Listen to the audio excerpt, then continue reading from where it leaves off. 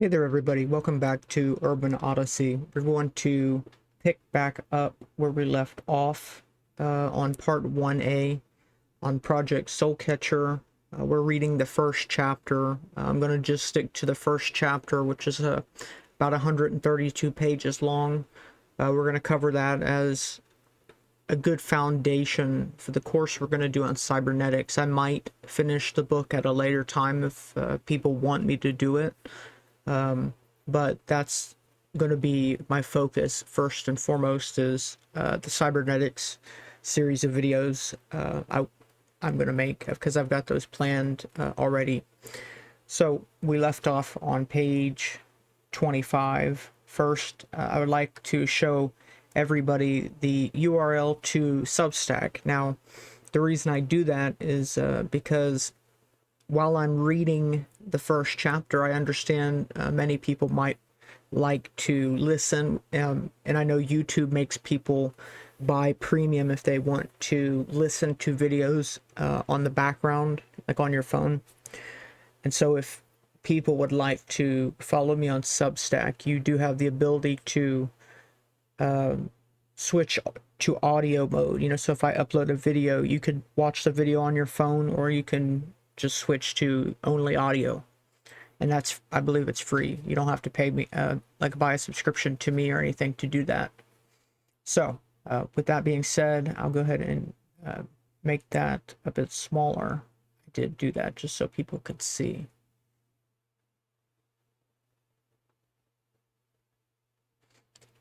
And I will bring up the book and we'll go ahead and get into it.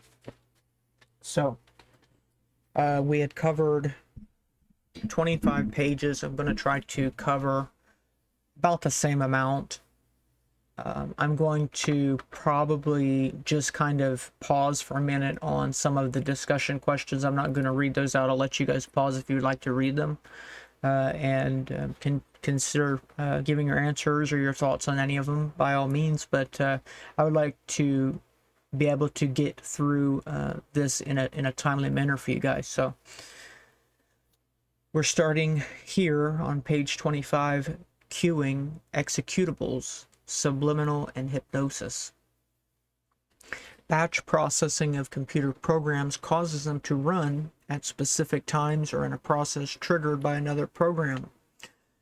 With programmed assassins and the like, triggers are created to execute emotions and programs in humans with specific trigger stimuli, such as words or sounds. Complex hypnotic sleepwalking tasks can be induced in the subject without their having any memory of the event, according to declassified CIA documents.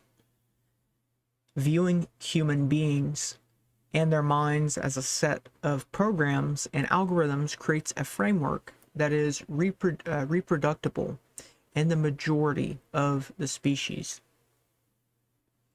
An interesting note about the secret army of programmed assassins is how they are trained. Like an athlete, images of how they're going to do their mission is repeated over and over in their mind's eye. In addition, the information on explosives, maps, and techniques to assassinate the targets are also injected into the Manchurian candidates. These programmings can take years before the fruit of the programmer's labor can be realized. This is why the U.S. keeps a constant flow of new non-consensual candidates to fill the hopper. These assets are then triggered when the conditions arise for plausible deniability or media distraction.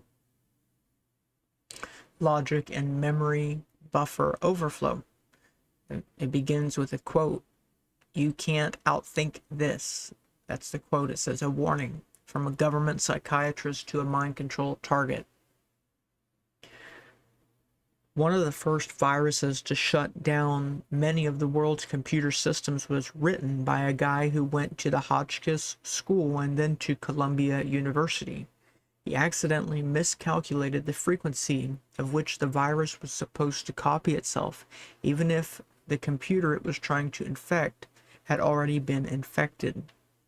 He did this so that an easy inoculate was not found. He was off by a power of 10 in his calculation. This caused the virus to fill up the disk drives of every machine that it infected, thereby shutting down the systems. He was made an example of and sentenced to 7 years in jail. Buffer overflow is the most common way to find hacks into computer systems because it is such an overlooked programming condition. Using one's own thoughts against the target creates an unwinnable situation too. The person will defeat himself. That's the strategy. It is a checkmate using cognitive warfare techniques. Human memory and focus of attention has its limitations. There's a finite brain bandwidth of processing information. This is the technique used in media influence and propaganda. Stimulus, then response over populations. Shaping humans' perceptions of reality will be discussed in more detail later. The psychological term is called information overloading. The cognitive warfare jargon calls it chasing the white rabbit after Alice in Wonderland. On the most part, it means in colloquialism a red herring or misdirection. A buffer overflow in computer science is the most kind of successful computer attack these days. Due to a common programming oversight, most software is riddled with this kind of security flaw. Most of Microsoft's security patches involve a fix to a buffer overload security hole. It basically works like this. There's a fixed amount of memory allocated in the heap or stack of a program to input some stream of data.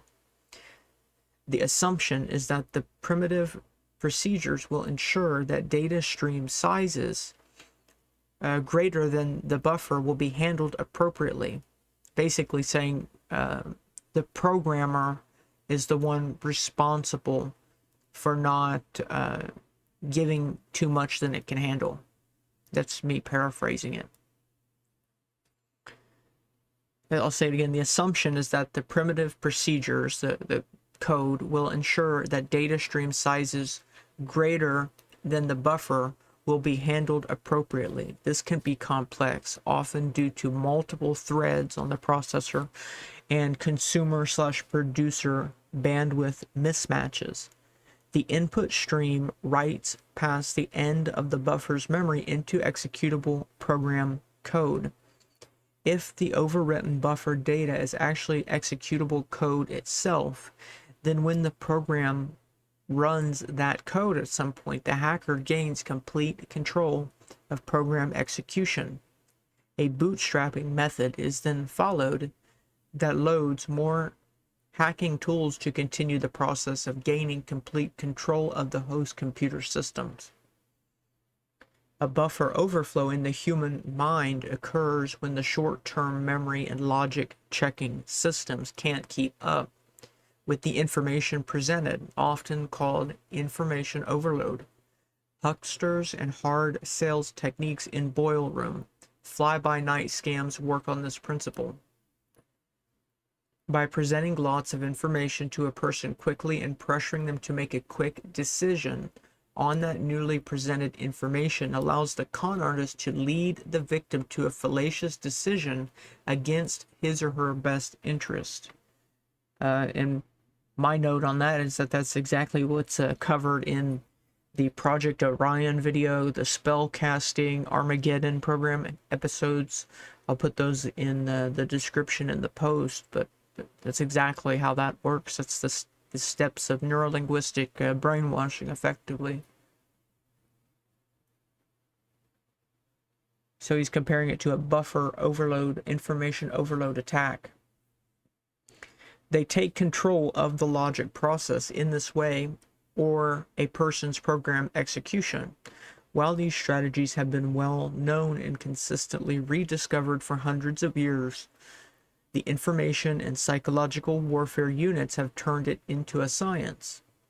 The practitioners of mind hacking use panic and direct verbal communication via audio cortex stimulation to practice buffer overflow hacking in targets. However, the same techniques can be used in face-to-face interrogations or even sales, propaganda, and politics. It can be done to societies because many cultures only have a memory of about 30 years as a collective. This is why history repeats itself with all its mistakes. Genetic algorithms and directed evolution. Human beings, as they develop, have different difficulty understanding statistics of seemingly random, complex systems. The gambling industry is based on this mental deficit. Genetic algorithms and computer simulation use the same principle as evolution, a statistical probability of survival. Technology development is based on a similar principle of trial and error. God is a tinkerer. Mind viruses and brain signature algorithms can be used to mold, develop, and entertain a mind to basically anything. Human brains composed of their computing circuitry called neurons can be thought of as a colony or tribe of cells in their coordination. Genetic algorithms can explain not just evolution of life on this planet, but also technological development and even the development of animal minds in their lifetimes, effectively as above, so below. Cell structures change in accordance to demand and relevance. They die off during their lifetime as well as memories fading. Just like with DNA, societal cultures, or brain cells, evolution has inadvertently created what we are today. But what happens when only a few people understand these concepts? Unfortunately, all knowledge can be used for good or evil, valued at different times by us humans and propagandized by victors of conquest to our children. Saying, teaching it as this great mythology, that's something that's, we should just think is good and not question. Obviously, our objective as cultural engineers is to optimize happiness and productivity over the longest span of time humans will occupy this planet.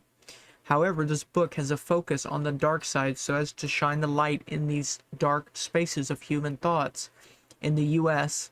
CIA, the United States of the Central Intelligence Agency. Well, now you got to add the Z in there because of Zionism. So these same mathematical concepts are being used to direct the evolution of the virality of the human computer/human malicious programs, mind viruses, enslaving the human mind while justifying it, that if we didn't, our enemies would do it. Is the mentality. I'll say it again. Enslaving the mind while justifying that if we didn't, our enemies would. That's the mentality. Take a drink.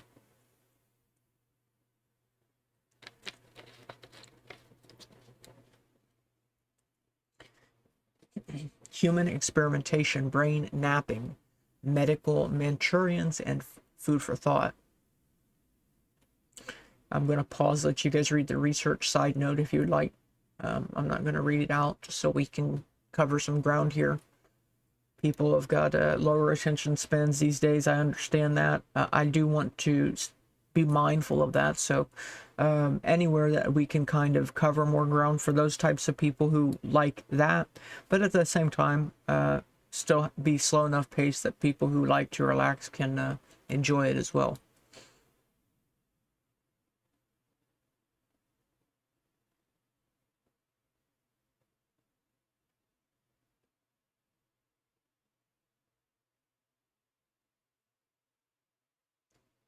I'll read the quote here. It says, if we're not willing to use it here against our fellow citizens, then we should not be willing to use it in a wartime situation. Because if I hit somebody with a non-lethal weapon and they claim that it injured them in a way that was not intended, I think I would be vilified in the world press. And he's right. Let's see. I've got a quote of my own to contribute to that. Put it up.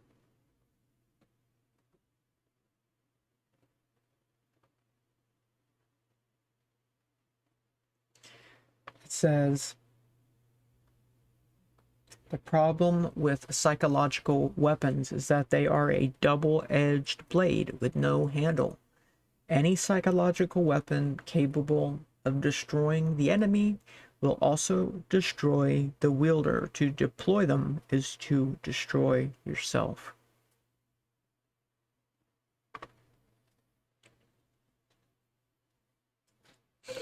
Okay, picking back up in the book now, so we don't lose our train of thought, because it seems like it does kind of jump like that. The next section, human experimentation, brain napping, medical Manchurians, and food for thought.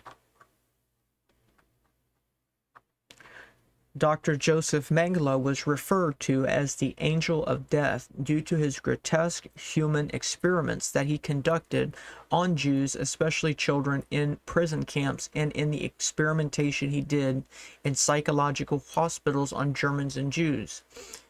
I know people have, plenty of questions about that, but that's the focus of another time. Questions can be asked. I'm not opposed to that. However, all of the research that perfected all of these scientific techniques, even maybe jet propulsion, for instance, all of those scientists were brought over to America. New York, Wall Street was funding the Japanese and the Germans. They paid for that research. The reason they sent money from Wall Street through shell companies with Fritz Thyssen, who wrote a book, the title of his book was I Paid Hitler. The reason they did that was for all of this mind control research, and then the Japanese were responsible for biological research having to do with viruses. And so that's why they brought the scientists over to America, and I'm pretty sure Russia got some scientists as well. So, yeah.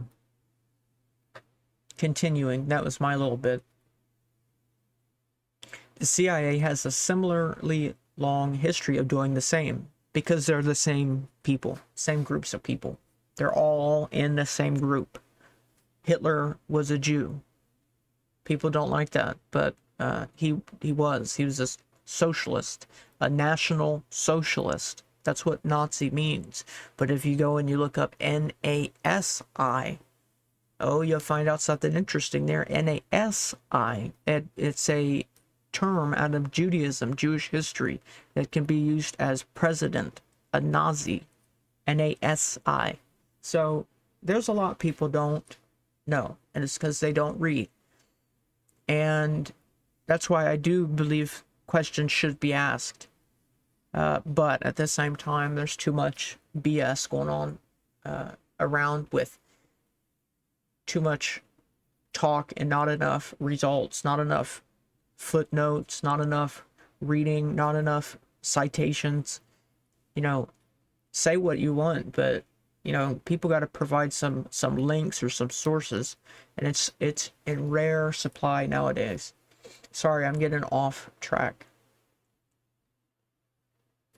Yeah, the CIA is the same. Okay.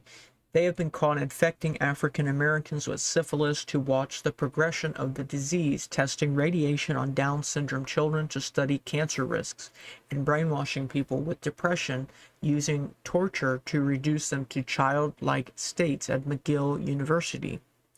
Now the CIA and DoD are testing maximum pain and torture to death weapons on random people all around the globe. But this is only the tip of the iceberg in terms of their human experimentation to develop more weapons and shape the weak-minded human's beliefs. His words, not mine. Cognitive warfare, propaganda, and hurting beliefs of citizens is a major thrust in this research. Additionally, increasing intelligence is a goal and one of the reasons people get brain napped into cybernetic hive minds. What would happen if you could increase human intelligence 10-fold? How about 100-fold? Would that person begin to view the rest of humans as food as we do other animals? Would you be a good warfare weapon and warfare strategist? Would you, that person, decide you are a part of a super race like Hitler through the German people and start a dedicated evolutionary eugenics process? And I'm chiming in here again because this is the same idea. This is the master race. So you just got to go to the Denver airport and look at the murals, those paintings and the satanic paintings. You will find this the theme of transhumanism. So that's why I showed in episode or part 1, I actually changed it to introduction so my numbers could be correct for the series. But in the introduction of the Cybernetics series, I covered the Temple of Set reading list, and it's all transhumanism. It's all man as a machine. It's all cybernetics. So this is their true religion. It says Archangel Gabriel is also known as the angel of death in some Bibles. In order to increase the acronym, Satan, it's an acronym, silent assassination through adaptive networks. That's what Satan stands for. And I do have images for all of these, so I'll put the links in the description. I'm probably going to do a very short video on its own to just do the vocabulary because I don't want to get, too off track from the book right now, at least. So Satan is an acronym, silent assassination through adaptive networks. In order to increase Satan's kill capability using behavioral modification techniques, England and the United States use human subjects chosen from every social group around the world to converge on the best kill ratios statistics. These techniques will be covered in more mathematical rigor later in the book on the chapter called Satan. Here's another side note. He's talking about when he interviewed somebody from the MK Ultra project. I'll put a link to all the I did an interview with J.R. Sweet. That was a really great interview. I was so glad to get a chance to talk to him. I've wanted to talk to him for a long time. He's been very helpful in helping me understand these things, kind of looking in. I didn't necessarily experience them myself, but he's helped me empathize and understand better the experiences of the people who have gone through it. And I appreciated that interview a lot. So, yeah, I highly suggest people check the links out. I'll put those in the description.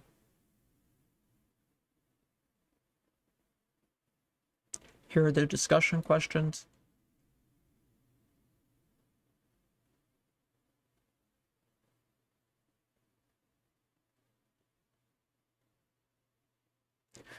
Next is spoofing. Infiltration, the psychology of persuasion and authority, privilege, trust level hacking are tools in spying and espionage. Corporate espionage is big business. Obviously, intelligence operatives use these same techniques. This is where multiple personality programming becomes important and why it is so intensely being researched. If a spy gets caught, they need to pass polygraphs. This makes it superior to acting the part, as the other alter personality does not even know what the other has done. Pretending that you are something other than what you claim to be is spoofing. Computer hackers use a technique called IP spoofing and email spoofing, and now AI spoofing. It is an attempt to falsify the identity and source of information. It is another confidence game, but in the information world, the hacker gains access to the computer or user by pretending that the information is coming from a trusted source. IP spoofing allows a hacker to access a computer network, and email spoofing makes the reader believe that it is coming from a trusted person that they know. In mind hacking, several techniques are used. Even during World War II, encrypted messages were spoofed to the enemy and phone calls placed with imitation voices. That's interesting. I didn't know that. Inscribed letters forged. In the Gulf War, the U.S. used voice transformation software to mimic Iraqi generals' voices during spoofed mobile phone calls to the commanding subordinates in order to give them false orders. In a direct mind hack, spoofing is done with synthetic telepathy, a biocommunications technology. Sounds and voices can be forced into a target's perception by using a similar technology to voice sampling and transformation. A target can hear speech and voices that they are familiar with. This is a strange technique because, of course, that person will be nowhere in sight, so the target is left feeling and looking insane. However, due to religious belief systems, the voice of God weapon, which the description of the technique implies, is believable by those who have never experienced biocommunication technology before. Other successful spoofs include aliens, because again, the technology appears too advanced to be from Earth and is the uneducated and immediate conclusion drawn by many. There is about a 60-year gap between civilian and military technology in this particular weapon. By spoofing who the attacker is, the retaliation of the target can be redirected to another enemy of the attacker, thereby creating levels of indirection that has plausible deniability by the country of origin.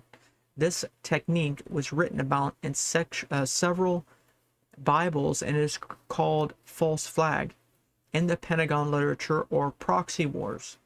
Agent provocateurs traditionally have been used, but this further level of indirection is now preferred.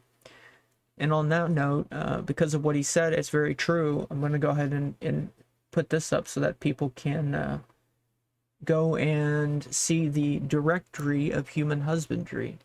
So that's a shortcut link. You can also find it on my link page, or that's the direct link up in the top left corner. You can bookmark those links because those will update anytime I update the list. It's got about 360 words, many of them acronyms. That's part of the words and terms that I usually read as part of the presentations that I do. So he's absolutely right. The idea is that people don't even know what these words mean. And because of that, when they see this technology, it can be attributed, or rather a mythology can be created, a story can be created to convince the people that this is what the technology is. And that's what Bluebeam is. That's what Project Bluebeam is.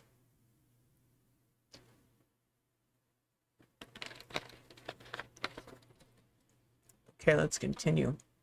Put this away.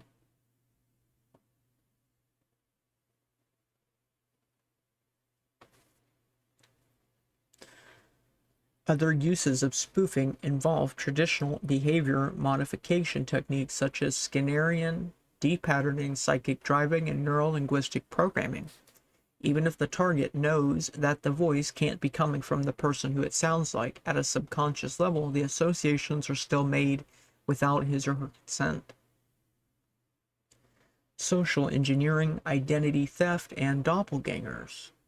Spoofing could also include the class of hacking called social engineering. The famous hacker Kevin Mitnick used social engineering to spoof his identity and get employees of companies to give away their passwords. Spy agencies use spoofing of legitimate government officials to gain access to information and places they normally would not have. Fake badges and good acting abilities. Sorry, that was a run-on. He said in the book, spy agencies use spoofing of legitimate government officials to gain access to information in places they normally would not have. Fake badges and good acting abilities go far with social engineering tactics. I can tell that he probably had to write this book without having an editor, because sometimes I notice that when I'm trying to read it and I'm using the punctuation of the sentence to try and, emphasize things, I guess with my voice, I don't know what the word is there, but Yeah, I noticed that sometimes it was like run-on sentences. Spoofing emails is easy and described in detail in the suite of hacking tools for educational purposes only, included on this mysterious CD. I have no. Somebody on Odyssey, on my Odyssey comments, said that they had the volume 1 of this book, and if you'd be willing to snap a few pictures of the table of contents, just like whatever it says it's in the book and at the front, I'd be curious to see what was actually in volume 1, because I don't even, there's no traces of a volume 1 ever existing. So I wonder if there's something super juicy in there. Okay, continuing. If one had the inkling, one could make another individual run around town, move to specific locations, or apply for certain jobs, all with falsifying web pages and email spoofing. That's true. Legitimate sources, or spoofing legitimate sources. If you had the ability to intercept phone calls and emails, you would be able to almost entirely control someone's life without too much risk of suspicion. See communication warfare. Along these same lines, phishing is a form of spoofing also. By sending out what looks like a legitimate email from a bank or credit card handler to hundreds of thousands of people with a link to click on in order to update information, a hacker can get most people to unwittingly give away their passwords. The emails are spoofed with a fake return address, and the internet link sends the user to a spoofed website that looks exactly like the real one. Exactly, except the address is slightly different. Yeah, this has been like one of the most devastating things to ever happen to older people. The person enters their username and password on this fake website. Their life savings can be cashed out, often weeks before they even notice. Furthermore, their entire identity can be stolen and further debt racked up. A vindictive hacker can even destroy relationships with spoofed emails, phone calls, letters, and the like. The CIA uses this technique to isolate their human experimentation projects. Now, in the less familiar world of mind hacking, voices can be spoofed, just like on a telephone. In both World War II and Desert Storm, the U.S. military used voice transformation software to mimic the enemy's military leaders' voices in phone and radio communications to misdirect them. The direct neural simulation of the audio cortex frequency perception circuits can put voices in the head of the target or throw voices from any direction, called ventriloquism. It says, see the voice of God weapons for other scripts used to spoof religious deities in order to manipulate a target. This is probably your number one candidate for how they're pulling a lot of these things off. Later in the book, the reader will learn that doppelgangers are real, using fascinating technologies to change a person's appearance and voice. Doppelgangers can be done with computer-generated images and voice transformation technologies for virtual spoofing. Facebook has had a problem with this kind of identity. Yeah, Facebook, every time I get on Facebook, I see 5 Israel ads, politicians getting on their knees to say that we need to remember, we need to not forget, and that it's just, I can't even get on there anymore. It doesn't feel like real people. Just people I don't even think they're real. Yeah, Facebook has the problem. That's what sent me on with the rails. Okay. The CIA likes to hire identical twins as spies and assassins for obvious reasons. You can imagine how tickled pink they are with human cloning. The Japanese and Nazis look to replace human government experiments with their own members.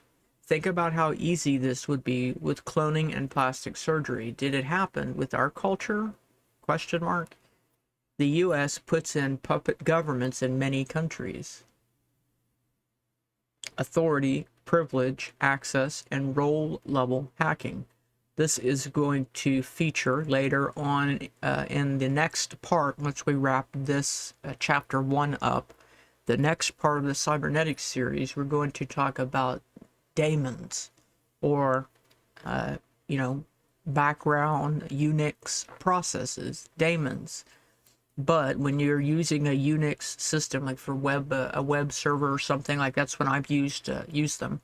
If you're trying to set up a web server or something, you have to go in, and there's not necessarily a graphical user interface. Like, you don't click on things. You have to actually kind of type in your command. So if you want to download something, you have to type the command in. And so you have different permissions. Now these permissions take numerical values. And so there's a 777, there's a 666. It's interesting. Excuse me. We're going to get into that in the next part. So the next section, authority, privilege, access, and role level hacking. Factors that increase perceived expertise and authority, which then increases trust. First is selective demonstration of in-depth knowledge in some area, uses the false assumption that the level of intelligence and expertise spans across many other fields and areas of human knowledge. Next, the next bullet point, lowering self-confidence in the receiver through the presentation of unresolved paradoxes for them, creating insecurity and lowering trust in the receiver's own knowledge base, asking them questions they can't answer and then answering it.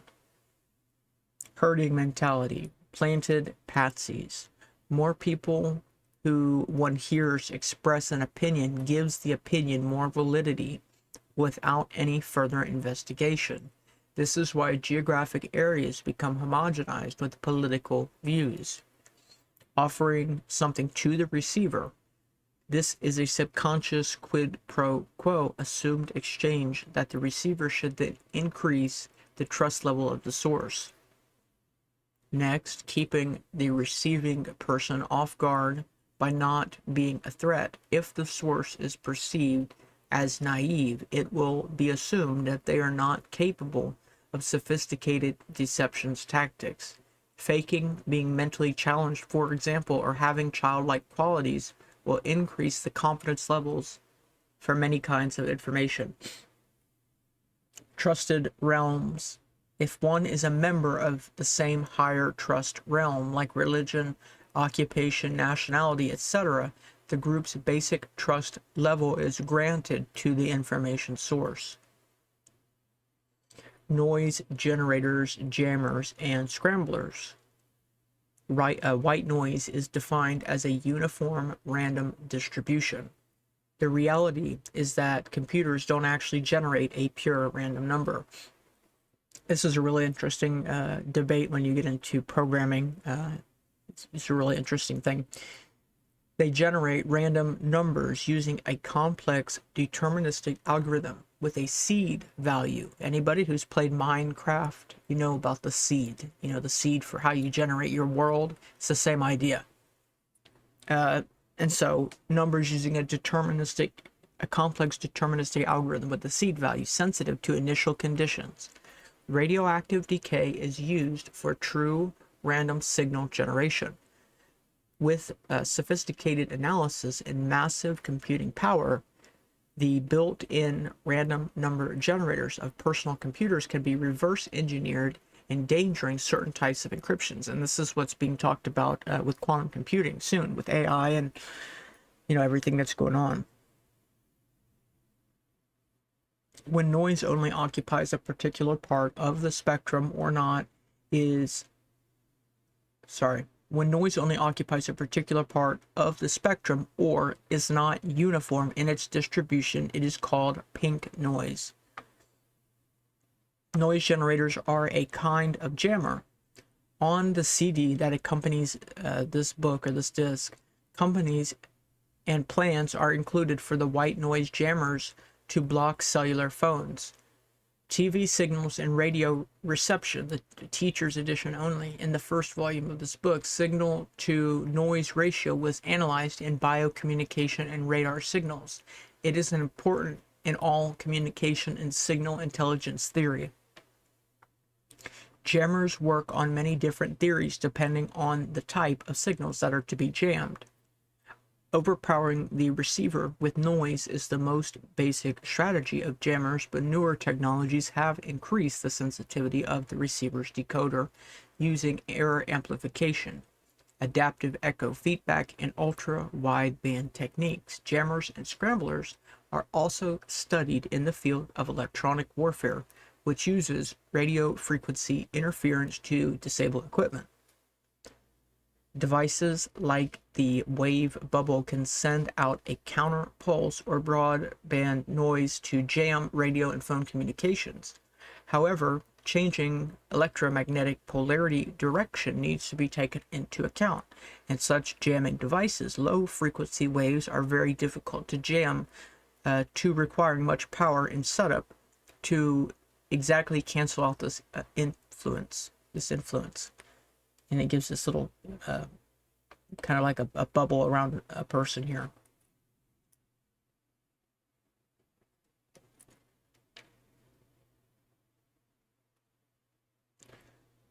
We will only briefly mention how all these fields of signal intelligence and communication warfare interrelate. False flag signal intelligence includes cloaking and camouflage technologies mentioned later in the book. For now, let's just consider simple false signal jamming techniques. A good ASA, Army Security Agency example, was used to falsely trigger Russian nukes. The device was called the Milky 29 and included tamper-proof techniques. It had to be placed a couple hundred yards from the missile launch pad and buried. The device was simple in nature compared to today's signal jamming technologies that use digital signal processors. The Russian nuclear warheads did not arm themselves until they were 10 meters out of the launch mechanism. The Milky scanned the spectrum rapidly, putting out detonation signals. See the similarity of full spectrum radar signals. If the Russians had launched their nukes, they would have exploded upon launch. The tamper-proof mechanisms of 2 ounces of C4 was triggered using inductance, capacitance, and electric field of anything near where it was buried. A similar basic technology is being used to jam or detonate roadside bombs in Iraq. EMP, which is electromagnetic pulse weapons, can be used to explode suicide bombers before they reach their target, but due to the damage of electronics in the vicinity, the U.S. has been reluctant to use this technology to protect buildings. Well, there's a country that did that recently with some pagers or something like that. Communication interception and overpowering a counterfeit communication is a preferred method for communication channels.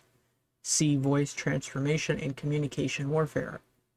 Pirate radio stations are a small version of this concept.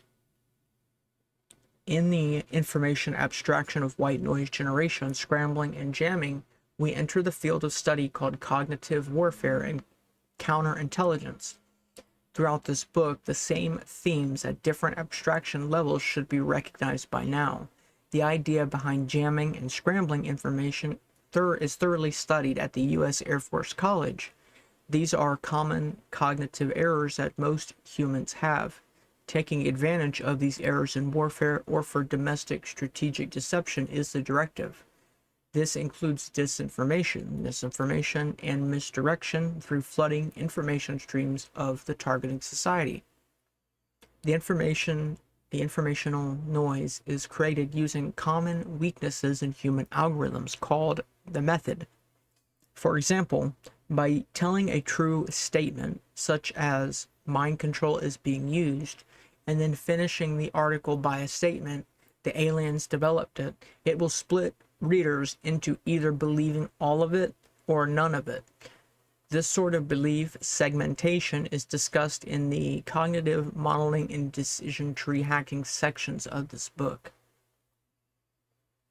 Viewing human beings as subsystems of larger systems leads to non-lethal weaponry and disabling techniques and technologies. Humans receive information through their senses. How can one jam and scramble human senses or even the mind itself? The term non-lethal is of course a euphemism for this class of weapon. Anything done in repetition is lethal. Many are used for torture to keep the body alive while inflicting unimaginable pain. Our focus here is jamming the senses and mind. Ninjas used flash powder grenades to temporarily blind their opponents. Today they call them blinders and dazzlers. Tear gas is another example of how to temporarily blind the opponent. Cheap, high-powered diode infrared lasers can permanently blind an opponent without them ever seeing where it came from. The UN has banned these permanently blinding weapons. The US had to retrofit the M1 tank's laser range finders because they had the potential to blind. Strangely, the US can blindfold, rape, and torture and kill, but can't permanently blind, pretty much. Yeah, and it says read the book CIA Medical Abuses and Their 30-Year Journey into Madness. Also read Secret Weapons. Humans have many senses and capabilities. It is traditionally taught that humans have 5 senses, but this is an oversimplification. For example, the inner ear creates a sense of balance and direction, but isn't described in basic biology textbooks. It's interesting, we did learn about that in psychology. It's the only one of your senses that includes the use of physical bones. Your ear has tiny bones in it. They're smallest bones in your body. So, but yeah, a lot of people don't know the little ins and outs. For instance, the sense of smell is called olfaction, olfaction, olfaction. Technically, it's the name of it. And it's the only one of the 5 senses that does not go through the spine. It's actually right behind your nose. Like, you have, it sits right under, I believe it's near under the amygdala, which is why a smell can give you intense emotion. But yeah, we learned about some of those things. And it does, it creates, the inner ear creates a sense of balance and direction, but isn't described in basic biology textbooks. I had to take an AP course for that. Hair senses touching differently from that of touch on the skin, but no differentiation is made in textbooks. Sorry, I said it again. Hair senses touching differently from that of touch on the skin, but no differentiation is made in textbooks. Humans are made up of far more than 5 senses. One of my favorite one-liners, I love this, I'll remember it. It's one of the best things I've ever heard. The real 6th sense is common sense. The 6th sense is common sense. And so, case in point, vibration is a subcategory of tactile or tactile senses, but uses a different mode of interaction. There are countless examples.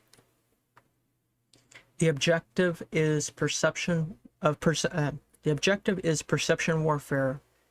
Oh, I guess it's is to jam all possible human senses, from balance, vibrational, sight, sound, heat, smell, taste, etc. Typical non-lethals use malodorants for smell, dazzlers, blinding lasers, tear gas for sight, rock music and sirens for sound, and more sophisticated gases and signals for balance, drugs like LSD, etc. All these traditional methods are being deprecated, being put out of the kind of old-fashioned, putting out of use due to this newer technology, overriding every human perception function at higher levels of understanding. It says here's a quote here from Obama. It says, quote, "Those poor young people who get," oh sorry, there are 3 different quotes. I thought it was all the same quote. That's the last one. The first one is quote, "Those poor young people who get seduced into this industry thinking they are defending their country. Many of them will be terminated simply because they knew too much to retire. Everyone eventually gets betrayed." That quote. is from a former CIA operative, and he's right, because that's exactly probably what happened to Robert Duncan, is that they used probably know too much, and they had to prevent him from speaking out. I mean, that's the book that we're reading is pretty deep. The next quote is a sentence, quote, "The Nazis didn't lose the war, they just had to move." That's true. They moved to Switzerland. That's from Mark Phillips, a former CIA agent. And the last one is from Obama. He says, quote, "Torture does not represent the values of this country. Those who order it should be prosecuted according to the rule of the law of this land, but not those who did it." But not those who did it. I got it. So, okay, unquote from Obama there. That's funny because he's probably signed off on it. They're all Judas. Judas gets paid. Always remember that. Judas gets paid. And that's why they all go in and end up richer when they come out of government. Okay, the next section here, phreaking and mobile phone cloning. It's a word. Phreaking is an old term for hacking into communication PBX routers. Mobile phone cloning is another form of phreaking. Yet again, we find direct analogs to mind hacking techniques. While communication warfare is very much part of the integrated information weapons system, the previous volume covered this topic. I see. Yeah, I want to know what's in that previous volume. Our attention is on how biological minds can be cloned and hacked. See Mind. Yeah, Mind is an acronym. I don't know if I have it here. Phishing and brain scanning, finding hosts. How are human hosts identified and found? While the possibilities are limitless, our interest is in current metrics for selection, non-consensual HUMINT, H-U-M-I-N-T, human intelligence, spies and remote control soldiers, Manchurian candidates. Finding spies in other countries is often called a phishing trip. Phishing with a P is a term on the internet which means to email spam to many millions of people until one bites on the bait. In psychic warfare and psychic spying, it is similar. Phishing is a hunting tool and sport. It works based on luring the fish to bite and on something that will capture them.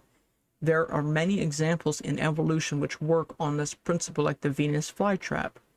In information warfare, this is true as well. Watching what people research can bait the potential spies to be captured. While most human non-consensual experiments ask, "Why me?" there is no rhyme or reason other than the US government selects their targets at random, like in drug trials, which need to be spread across all races, education levels, and cultures for accurate data on effectiveness. Protocols of human projects require that they be studied for a lifetime. Only if their budgets increase or targeted persons die do they grab new projects. There seems to be a cap out at the percentage or of a fixed number. There seems to be a cap at a percentage or a fixed number. To date, the CIA/DoD has not released the size of programs officially, and in the past they have destroyed tens of thousands of records when Congress has asked for them for investigations. It's true. Co-processor usurpation. Graphic card processors have a flaw in that they can execute code. Hackers figured out a way to utilize the subprocessor to avoid detection of infiltration code away from antivirus software. And the example is provided in this CD. Examples of this technique could be an influential advisor like a Vice President Dick Cheney or a First Lady who influences the President. These situations make the designated leader merely a figurehead, similarly of how a sub-processor can take control of the CPU.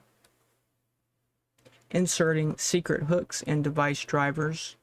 One of the most prevalent computer hacking techniques is to insert a handle in the operating system that executes other services or processes without being detected.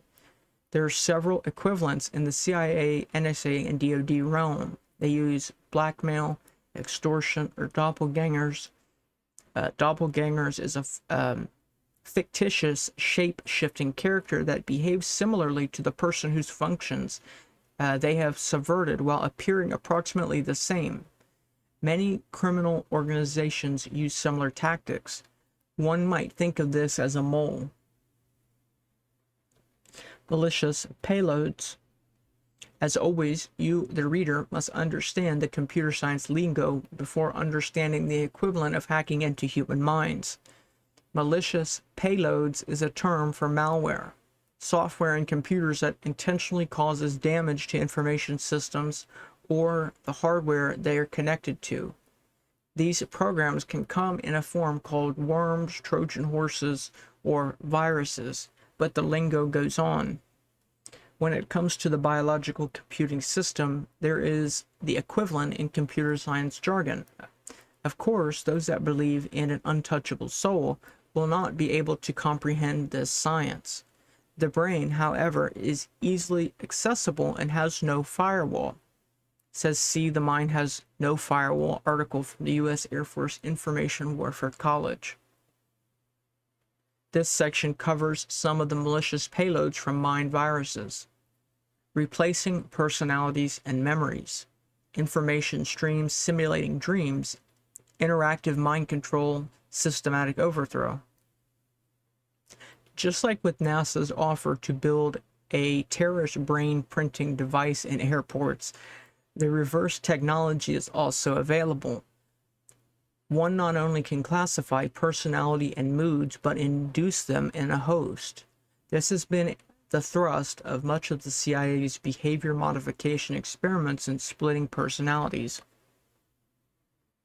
Behavior psychologists who work on creating Manchurian candidates and remote control assassins have used trauma-based conditioning methods in the past.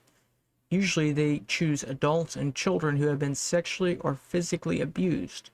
In recent decades, they have been trying a new technique of walking well-adjusted targets back into childhood under hypnosis and inserting child abuse memories. This helps with the process of breaking their will and splitting their personalities. Our research team could not find any successful experiments using this particular process. Governments spend enormous resources on unifying the populace. Religion has traditionally been used to unify cultures. However, a more intrusive form of unification has begun, which develops children and adult brains within a very constrictive box, dream and thought entrainment.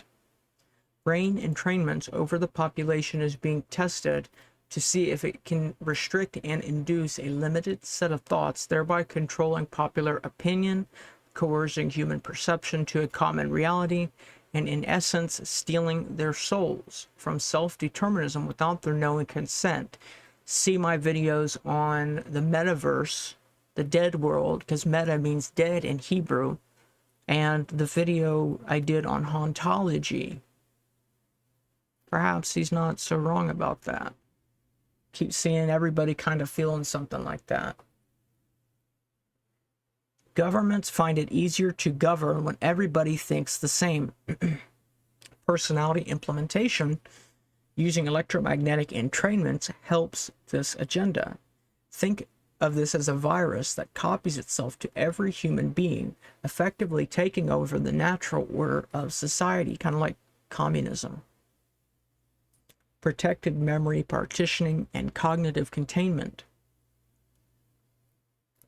In computers, certain segments of memory can be protected from other segments, writing or reading them without the correct permission.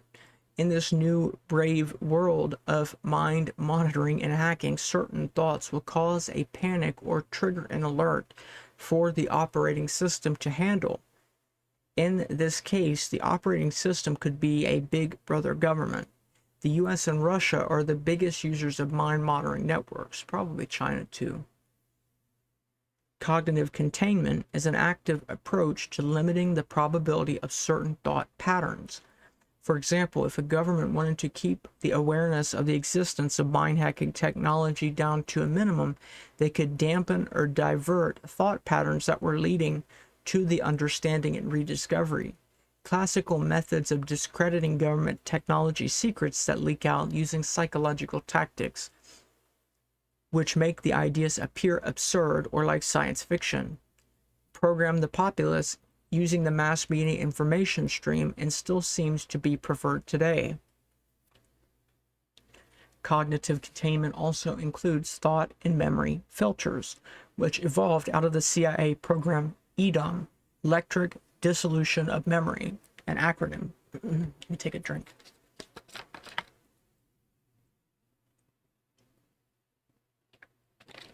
EDOM, which is an acronym, Electronic Dissolution of Memory.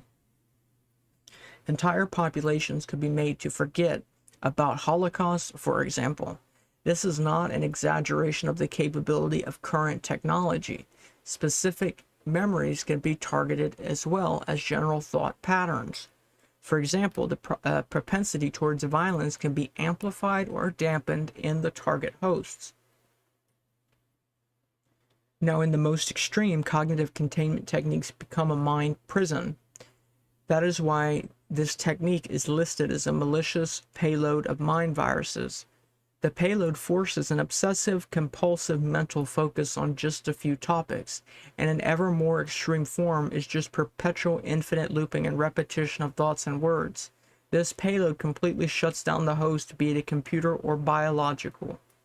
This was one of the first capabilities discovered back in the 50s and 60s. Simply by amplifying a target's brain signals back into the same host disables their ability to think clearly. See the chapter on the U.S. weapon system called Satan. Since the advent of computers and digital signal processing, the effect could be even more amplified by random pathway amplification of millions of stored patterns that can be triggered by template recognition techniques of the brain's bit streams. Alter personalities, such as split personalities, is a form of portioning a human's memory and personality banks. Infinite looping. Infinite looping is another form of a denial of service attack. In the psychology industry, when it occurs naturally, it is often termed brain lock, leading to an obsessive compulsive disorder like washing the hands, cleaning, or even anorexia. But in the induced complex, it generally exhibits a cognitive quality of paranoia and people watching them. The human/virus/computer program can find patterns of the mind that will loop over and over again with each stimulus, with no diminishing quality. This is just one kind of attack into the human mind that creates a limiting cognitive containment signal. The average human's personality and speech patterns are far more limited than the subjective experience would be led to believe. Most people loop and say the same old things like a dementia patient of war, forgetting who they have told their life stories to. Horrific and strange obsessions can be created. For example, there is a rare example of people who have an obsession with amputating their legs or hands. They seem normal in every other way. A mind virus that locks in this brutal obsession is very feasible these days. If the brain signal can be recorded or artificially created, it can be fixed to be constantly triggered in any target brain over and over. These are just variations on the same technology that is used to create psycho bombs, for example. Just neuroprogramming through repetitive training sets into a target brain. The program can be anything from obedience to obsession, obsession of washing one's hands. And it does say here, that I'm going to read this footnote. Denial of service attacks on the human mind is also referred to as a remote lobotomy. This wireless version replaced surgical electroshock and insulin shock methods in recent decades. Demons, here we go. Demons or daemons. A daemon is a computer science term which means services that run in the background. In Windows operating systems, they are called service or device drivers. They are programs running in the background that can be triggered or constantly running to control other systems. The point being is you don't see them. In our research objective, they can be used to control emotions and personalities in humans, for example. The word demon is very appropriate given how the mythology describes demons as possessing one's mind and body. No exorcism can defeat neurological weapons. Crashing the operating system through error amplification.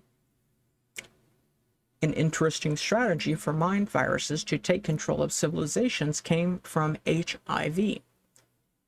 If one can build a virus that attacks the most aware, most intelligent, and most likely to recognize the infection first, the virus will be more successful at dampening an immune response from the system to defend itself. Certainly, it would delay a response, at which point the infection might have already spread significantly to the point where there are no free thinkers left to respond. There is Russian literature which looks like it was written by a native English speaker that describes how they made sure that they took out the greatest thinkers in their culture war first when implementing this kind of societal control strategy. The Cold War was very much a strategy of taking over governments and culture around the world. We now say these countries have puppet governments. The simplest and often accidental malicious effect of computer viruses is the destabilization of the operating system to the point of crashing it. Poorly written viruses will crash an operating system and is a symptom one should take notice of. In the world of mind hacking, crashing the operating system has a couple different meanings. One is literal, that is, through cloning an attacker's brain patterns onto a target. Visual hallucinations, hypnotized states, and aggressiveness can all be used to make the target crash a car or an airplane. This is a popular objective for silent assassinations using the mind hacking system, Satan. The other parallel to crashing the operating system is to destabilize either an individual mind to the point of cracking or becoming dysfunctional. Later in this book, discussion of specific systems will reveal how they are used for this objective. For example, to create bipolar disorder in a target, another acronym, ALICE, which stands for Artificial, Linguistic, Internet, Computer, Entity. A chatterbot program is used to amplify the emotional swings of the target. In counter-resistance techniques, this is called ego up and ego down, as well as Jeff and Mutt. See this chapter on the ABCs of severe interrogation techniques. Okay, guys, I'm sorry I couldn't resist, but Alice, Artificial, Linguistic, Internet, Computer, Entity. So, you know, I had tried to go on Reddit about a year ago probably, and just ask some questions about some books. And I was surprised to find out that all of the most popular authors, people who, you know, these are the main people who you read in this topic. They said on Reddit, that is, that nobody reads those people. Those people, I don't even know who those people are. Why would you be reading those authors? And so I was like, it feels like I'm being gaslit. I feel like they're gaslighting me. And sure enough, all this comes out last year. AI chatbots secretly ran a mind control experiment on Reddit. Yeah, so these are DARPA bots. These are just fake people. If you go on Facebook, that's what you're going to find, fake people. If you go on all these social media platforms, that Substack is a little bit better. They do feel much more real on Substack. I can say that. All right, let's get back into it. We've only got about 5 more pages to do, and we'll be on page 50. Yeah, so Alice, Artificial, Linguistic, Internet, Computer, Entity. The other one that he'll talk about probably soon is TAMI, T-A-M-I, a Thought and Memory Interface. At a greater scale, the objective is to destabilize. Let me make sure that you guys can see everything. In a moment.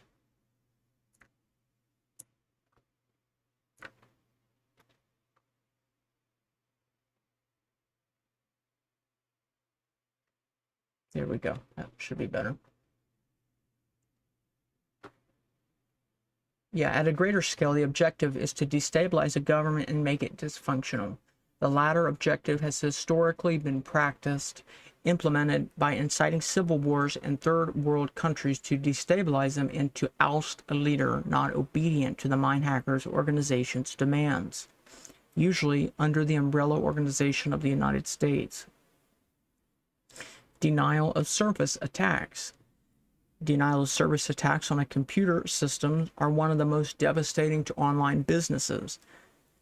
A store like Amazon.com can lose millions per hour by the worst, but the worst hit is to the capital market's view of the business's security. This uncertainty often leads to billions in market valuation loss, manifested by the option and stock price declines. Denial of service attacks can be done to many kinds of electronics, such as phones and faxes. Jamming is a form of a denial of service attack. In its simplest form, it can be done through repeated calling to a phone number, for example.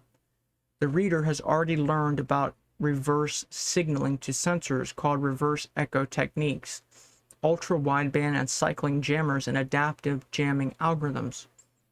But in the mind space, natural language takes on the form of jamming information from sender to recipient.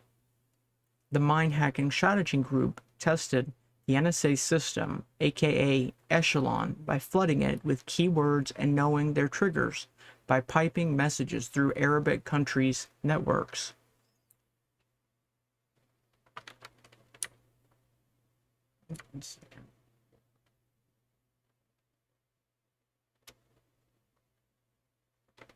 MHSG, which stands for the Mind Hacking Strategy Group, were warned by the Cyber Warfare Unit to quit, the mistype, to quit fucking with us, basically. They are paying attention. This was a denial of service attack to the Echelon system. The denial of service attacks are not just to cell phones, but entire areas of countries can experience satellite jamming of their radio broadcasts, TVs, infrared car locks, garage doors. Recently, they had breathalyzers, people who had like court-mandated breathalyzers in their vehicles. That went down a couple of weeks ago. All signals from remotes can be easily jammed or copied for total control. Traffic lights that are equipped with infrared sensors can be hacked to turn green. They look for the flashing of ambulance lights, but flashing your brights at the right timing intervals will also force them to change back to green, denying the cross-traffic signal. You, the reader, will learn a lot of spy tricks in this book. Remember to use your knowledge for good and not selfish purposes. It is easier to destroy than to create. It is easy to be greedy and childlike than to look out for your fellow men and control your greed and power. Mind hacking technology has become so popular amongst many Department of Defense divisions that each research lab has its own language and spin on the techniques. For example, the Directed Energy Directorate, operated by the Air Force, calls the mind hacking program the Personnel Effects Program. It discusses confusion of the enemy as well as controlling all the senses, from visual hallucinations to temperature and smell. They can even brag about taking over the will of a person who is operating a machine and thereby controlling the machine. The U.S. Army calls their program the Zombie Projects for Fearless Remote Control Soldiers. The CIA has the longest list, but started with MKUltra mind control. Even the so-called Honorable Navy has their human experimentation of the recruits with mind control, LSD, extreme doses of electromagnetic, and experimental vaccines that we know of. And it has some scans here of MKUltra Freedom of Information. I guess it's the cover. The effects of this kind of denial of service attack, also called remote lobotomy by the CIA, would be identical to psychosis. Every single human being has been made to believe that if you hear speech and respond to it, that the person is crazy. Like if you hear something like talking that's not there. We have all seen homeless people walking around talking to themselves. This kind of attack would precisely mimic several forms of mental illness as defined by the DSM, the Diagnostic and Statistical Manual of Mental Disorders. Mimicking illnesses is what the agency has invested many resources into for the purposes of discrediting. This book has no intentions of dividing or diving into the political aspects of the history of its technological development, but it is a curious note that several of the CIA scientists involved in developing these hacking techniques are listed as the first source of a couple mental illnesses accepted into the DSM manual. If you, the reader, are interested in understanding the subjective experiences of these mind hacking techniques from people who have experienced them firsthand, hundreds of first-hand encounters have been published in books. It says, see the further recommended reading section in this book. And see my SRA resources page and everything on my Substack, mainly my channels. Mind hacking is far more advanced and commonly used than the average citizen might believe. The majority who have experienced an attack of this kind attribute it to an alien abduction or a haunting. Having one's neural circuitry tampered with is not an experience an average unknowable or an unknowledgeable person would be able to describe in a coherent, articulate framework instead of sounding mystical, spiritual, or crazy. And that ain't that the truth. Amen to that. Denial of service attacks on the human mind take many forms, and that is what this book is about. The ancillary technologies which the reader learns about are only to provide a context, a mindset, and a framework for which all this came about out of a growing cultural military virus. Audio cortex extraction is one of the best denial of service DOS attacks. It was accidentally discovered along with the microwave oven while standing in front of a high-powered radar. It turns out that many animals and humans can hear microwaves, and also that are behaviorally affected by these complex intensities of the electrical and magnetic forces. After all, aren't we all just electromagnetic chemical sentient beings? They passed laws that the electromagnetic/microwave harassment was illegal in many states like Michigan and even in UN agreements, but US refused to sign. We have many governments, local, state, federal, and secret, with different standards and different protocols. We come from a proud heritage, but something has changed in all of us. Sensory overloading and amplification are techniques of enhanced interrogation, torture, brainwashing, programming, context switching, brain entrainments, and hypnosis. The most direct parallel to computer hacking for this technique might be a program running in a protected space in an operating system that uses thread priority, a thread on a CPU. So it's saying it has a higher priority for that processing power, is what that means. That uses thread priority changes and memory swapping or hard disk thrashing to bring the other programs to their knees. Even though the malicious program is not directly interfering with the other program's memory, they misuse the processing resources in such a way as to make the other programs run so inefficiently that the entire computer would need to be rebooted to regain processor usage. Triggers and triggered payloads. Viruses often wait in dormant to be triggered by a specific time or event. A computer can be infected with no symptoms until a trigger occurs, then execute the malicious payload. Sleeper cells and sleeper assassins are like triggered payloads in computer viruses. CIA programs like Monarch or Sleeping Beauty hope to create dormant agents to be activated at a future time. In Manchurian candidates, alter personalities are first created in a context, then a trigger word, phrase, image, sound, or neural communication entrainment can trigger them, like how attack dogs are trained. Hypnosis is a big part of the Pavlov conditioning method, or behavioral psychology. The Skinner boxes. Social media platforms are Skinner boxes. Triggering a program assassin or activating a sleeper cell is equivalent to RMI, remote method invocation, in computer science terminology. A method is a function. Later, when one reads about brainwashing, they can see how these loyalty affinities are reprogrammed, turning agents of one tribe into another.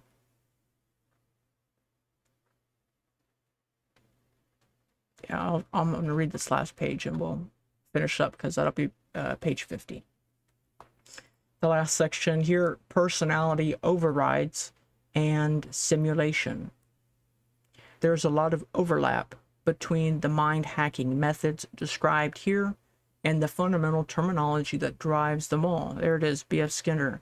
A famous Harvard behavioral scientist and professor, B.F. Skinner, leaked to a class that the CIA's personality database was stored in Colorado. The personality database should not be confused with the FBI profiling techniques. This personality database is actually a feature set representing raw cognitive models. Not only can NASA build a terrorist brain print recognition systems, but the reverse is also true. The brain prints or personalities can be induced into targets.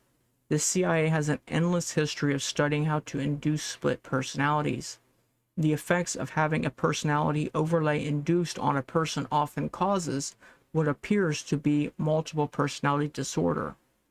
If the external brain signals are highly bioamplified, that personality overlay can completely take over the character of the host.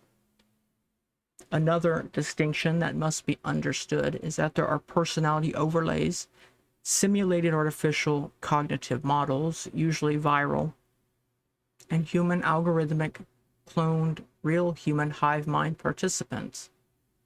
Each is a variation of the same technology, and it can become confusing, which is operational both from the subjective experience of the host and from the objective mind hacking investigator's assessment. The military calls this strategic personality simulation. Roughly 7 qualities have been classified to describe general temperament and demeanor, and are very linked into the emotional control centers of the brain. These roughly correlate with the genetic propensities of behavior and mood. A personality overlay changes these 7 qualities. A host can be made aggressive, demure, calm, agitated, hot-tempered, contemplative, etc. The various mixtures of these 7 qualities create new personality types experienced in the targets and cloned minds. They often call the eigenvectors of personality, or the 7 dwarves. In a malicious viral payload, a simulated cognitive model with a destabilizing personality program is run in the host brain. Remember how an earthquake will shake a building to the ground only within the resonance frequency heights of the building. Analogously, a personality can be rocketed or rocked by the personality overlays and pain programs to become unstable. This leads to a classification of bipolar disorder by the psychiatric profession. Diagnosis is merely a set of subjective assessments of symptoms, and unfortunately, unscientifically, never reveals or investigates the microcosm. The microcosm would describe very different reasons why mental illness arises. Cancers have many thousands of different causes, and therefore it is very unlikely that one cure can ever be found due to this fact. overgeneralizing categories of symptoms and not differentiating the names of illnesses with vastly different causes creates further confusion and misunderstandings. And guys, that wraps it up for part 1B. We're leaving off on page 51. The last page you just read was page 50. I hope you guys appreciated the video. Please leave questions, comments, concerns in the description, or sorry, the comments. All the links will be in the description. And I will see you guys in the next one. Don't forget to hit the like and subscribe button. It really helps me out, guys. I like to remember to say that because honestly, we live at a time where if I don't remind people, it just slips everybody's mind, because it does me. That was something that I heard I don't even remember who, but some other content creator, and they had said the same thing, and I said, man, that's true. You know, I don't ever think about it unless I'm reminded. And so please don't feel pressured to do it unless you actually like the video. But if you do, hit the like button, hit the subscribe button, and I will see you guys in the next one, guys. Take care. Have a good night.